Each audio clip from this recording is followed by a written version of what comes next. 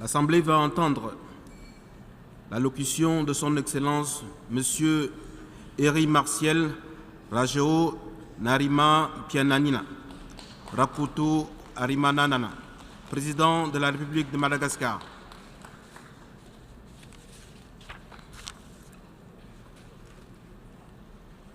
Au nom de l'Assemblée générale, j'ai l'honneur de souhaiter la bienvenue à l'Organisation des Nations Unies à Son Excellence Monsieur Eri Martial Rajao Narima Pianina, Rakutu Arimanana, président de la République de Madagascar. Et je l'invite à prendre la parole devant l'Assemblée.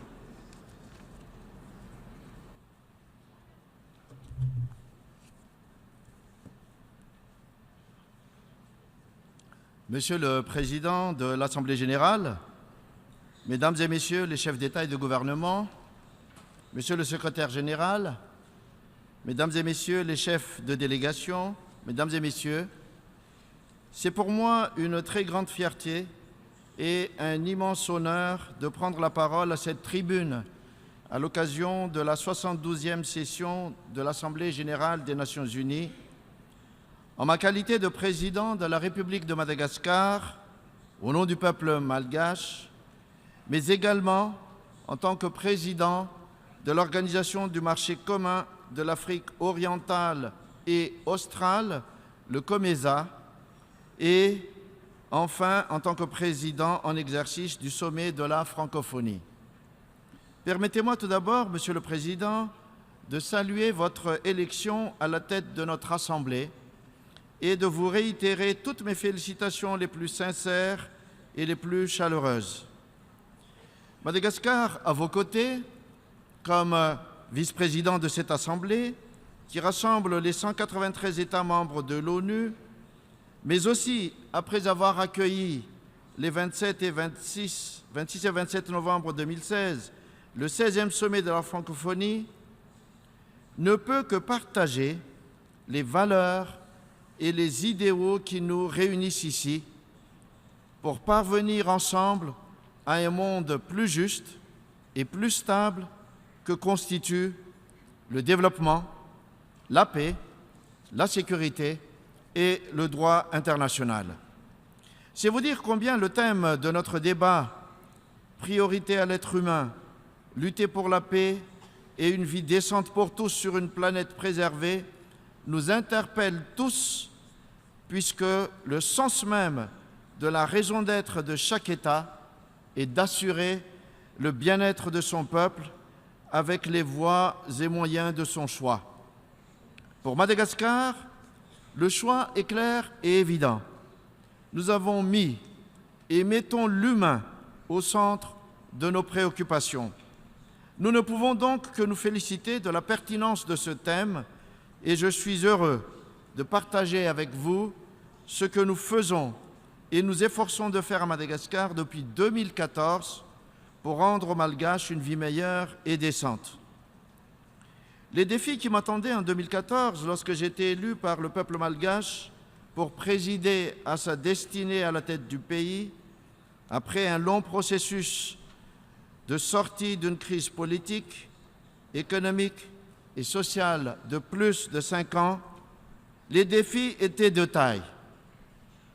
Un pays et une population accablés par des sanctions internationales pendant 5 ans et qui ont aggravé le taux de pauvreté atteignant les 92% de la population.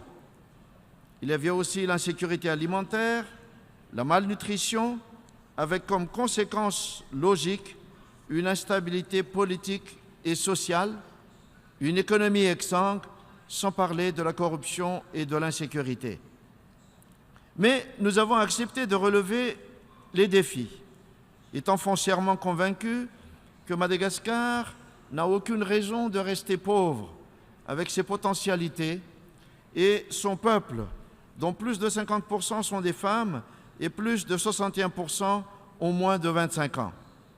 Si chacun, à son niveau, apporte avec détermination sa contribution, l'optimiste que je suis croit au redressement économique et à la reconstruction nationale qui mène vers une croissance retrouvée, un triptyque grâce auquel l'État peut mettre l'homme au centre de ses préoccupations.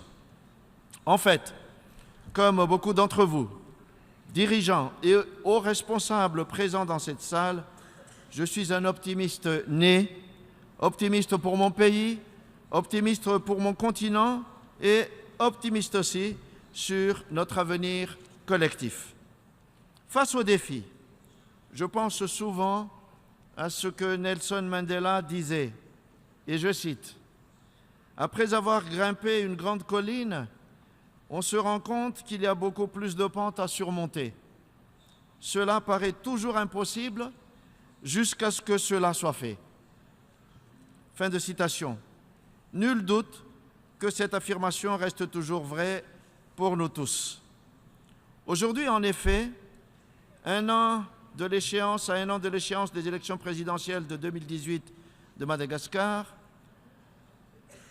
après des efforts continus et déterminés, je peux dire que Madagascar a franchi un cap et atteint une étape qui permet tous les espoirs, au vu des avancées réalisées, tant au plan d'une stabilité politique, même fragile, que du point de vue de perspectives économiques et sociales.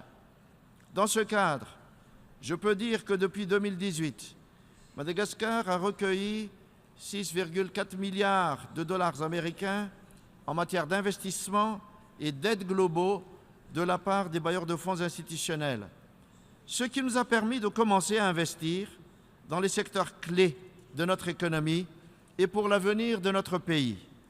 C'est ainsi que des chantiers ont été ouverts partout pour réduire durablement la pauvreté de mon pays et agir en faveur des couches les plus vulnérables. S'inscrivent aussi dans le cadre de ces efforts la normalisation institutionnelle, la bonne gouvernance, la mise en place de conditions menant vers l'apaisement du climat politique, notamment avec la réconciliation nationale, la mise en œuvre du plan national de développement pour une redynamisation de notre économie à travers une réelle valorisation de nos richesses. La politique de mise en place d'infrastructures de base dans plusieurs secteurs commence à porter des fruits. Nous sommes aussi portés par le soutien de nos partenaires dans l'accompagnement de la mise en œuvre des principaux axes du plan national de développement 2015-2019 dans l'agriculture, l'élevage, l'énergie et la pêche.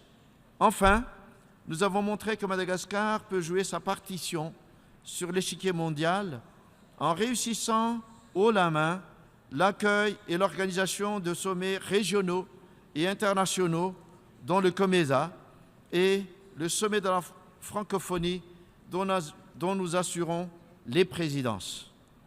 Cette année, nous nous proposons de poursuivre des projets comme l'instauration des zones économiques spéciales dans 2 régions, la création de villes pilotes du numérique, l'accélération de la transition énergétique, le renforcement des infrastructures de base pour l'amélioration de l'éducation et de la santé publique.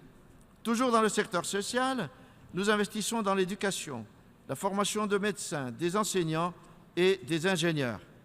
Dans l'optique d'atteindre l'objectif 4 du développement durable, le gouvernement a élaboré un plan sectoriel de l'éducation ambitieux afin que les enfants malgaches puissent avoir accès à une éducation de qualité. Nous investissons aussi dans la reconstruction d'un système de santé qui a été vidé et réduit à néant pendant les années sous sanction. Nous avons aussi réouvert les centres de santé fermés pendant les périodes de crise pour redynamiser le réseau et l'étendre à l'échelle nationale. De manière globale, une plateforme sur le renforcement du système de santé pour coordonner les interventions des différents partenaires en matière de santé et renforcer la surveillance des maladies a été mise en place. Madagascar s'est aussi doté d'un système de surveillance épidémiologique à base électronique lui permettant de surveiller en temps réel 28 maladies à potentiel épidémique.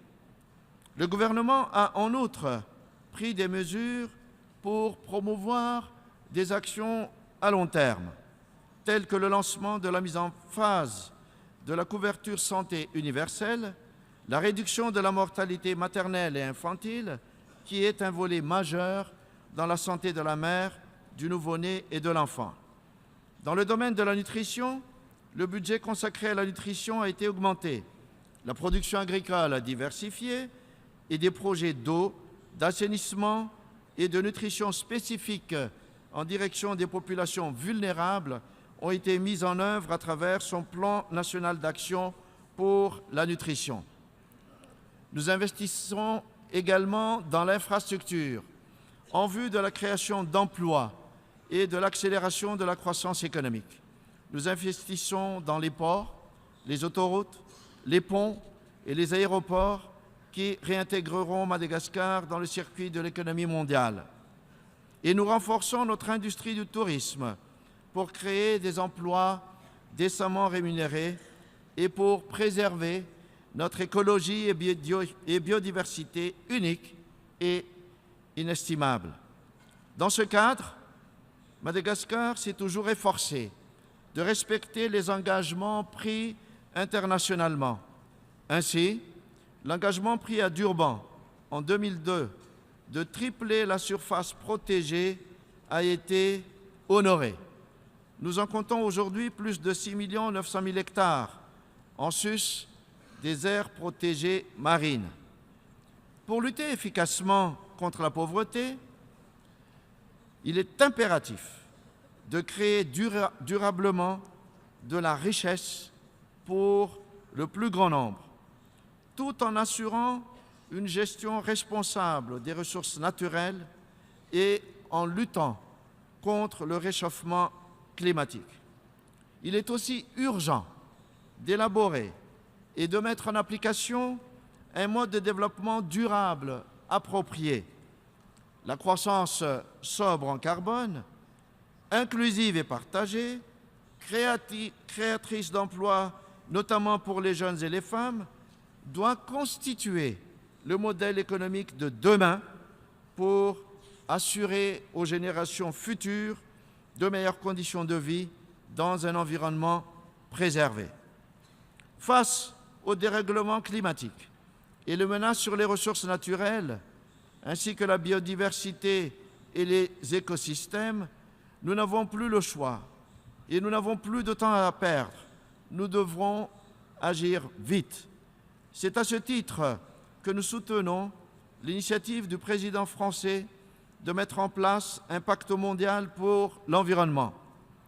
L'occasion m'est ici donnée de remercier le Royaume du Maroc, qui vient, dans le cadre de la coopération bilatérale Sud-Sud, d'octroyer à Madagascar, actuellement frappé par la sécheresse, une assistance financière. Cela, c'est du concret. Notre agriculture, qui représente 26,4% du PIB et qui emploie plus de 75% de la main-d'œuvre, est considérée comme l'un des principaux moteurs de notre économie. Aujourd'hui, nous déployons des efforts supplémentaires pour relever les défis de mettre en place et développer l'agrobusiness par la réforme foncière pour permettre l'accès des paysans à la propriété foncière, pour augmenter la productivité, pour construire des infrastructures, pour orienter la production à l'accès au marché et l'accès aux capitaux, aux semences et aux intrants, ainsi qu'aux services techniques et de formation. Monsieur le Président, Mesdames et Messieurs, à travers ce que je vous ai exposé, il apparaît que les perspectives économiques de mon pays sont favorables, avec un taux de croissance se situant aujourd'hui autour de 4% et plus de 5% l'année prochaine. Cela créera une dynamique économique et tracera une nouvelle trajectoire de développement pour améliorer la vie de la population malgache, l'objectif étant d'élever le rang de Madagascar au niveau moyen des pays à revenus intermédiaires d'ici 2030. Ce qui me permet de porter à votre connaissance que nous avons initié le processus de réforme pour améliorer l'indépendance de la justice et l'indépendance du Bureau de lutte contre la corruption. Nous avons élaboré des mesures visant à protéger l'intégrité de notre processus démocratique, sans oublier la sécurité publique, domaine très sensible à Madagascar. Les réformes engagées ont permis de consolider les bases d'une relance économique soutenue et durable. Je suis convaincu que cette relance sera soutenue par le retour des investissements, les perspectives d'un taux de croissance supérieur à 6% par an à l'horizon de 2020 et qui sont largement accessibles. Monsieur le Président, Mesdames et Messieurs, hier, dans son intervention, lors de l'ouverture du débat général, le Président de notre Assemblée générale a formé le vœu que l'année prochaine, son successeur puisse se féliciter des progrès réalisés durant la 72e session face aux défis mondiaux tels que l'état de la paix et de la sécurité dans le monde, les disparités et inégalités mondiales, la pauvreté rémanente, la réalité criante de plus de 65 millions de réfugiés, le terrorisme international, les droits de l'homme, la préservation de la planète, etc. L'Assemblée générale dispose déjà des outils nécessaires et il s'agit maintenant d'en renforcer et d'en améliorer les conditions d'utilisation en mettant notamment l'accent sur la prévention. À cet égard, je tiens à vous dire, Monsieur le Président, que Madagascar vous apportera son soutien. C'est d'ailleurs l'occasion pour moi de réitérer de cette magnifique caisse de résonance qu'est la tribune des Nations Unies l'appel lancé à Antananarive lors du 16e sommet de la francophonie. Et je cite, « Notre communauté francophone, consciente de ses responsabilités et sur la foi de cette déclaration d'Antananarive, est déterminée à œuvrer pour une croissance partagée, un développement durable et responsable et l'établissement de relations économiques plus justes et plus solidaires en renforçant notre concertation et notre influence au sein des instances internationales. En portant haut nos valeurs de solidarité et de partage pour un monde plus apaisé, nous en appelons à un nouveau modèle de développement durable et inclusif répondant aux préoccupations et attentes de nos peuples. » Fin de citation. Point n'est besoin aussi de rappeler l'importance d'investir dans la jeunesse. Monsieur le secrétaire général, je me réjouis d'apprendre hier que la première réunion du Bureau des Nations Unies pour la lutte contre le terrorisme, créée à votre initiative, Monsieur le secrétaire général, va se tenir l'année prochaine. Madagascar exprime sa disponibilité à travailler étroitement avec les Nations Unies pour éradiquer durablement ce fléau. Je ne saurais enfin terminer mon intervention sans une pensée émue pour le Mexique, qui vient de connaître hier un nouveau séisme meurtrier dans la ville de Mexico. Au nom de Madagascar, du peuple malgache et à mon nom propre, j'adresse ma solidarité, ma compassion et mes condoléances attristées au président, au peuple et au gouvernement mexicain, avec une mention particulière pour ceux qui ont perdu des êtres chers et des proches. Je vous remercie de votre aimable attention, Mesdames et Messieurs.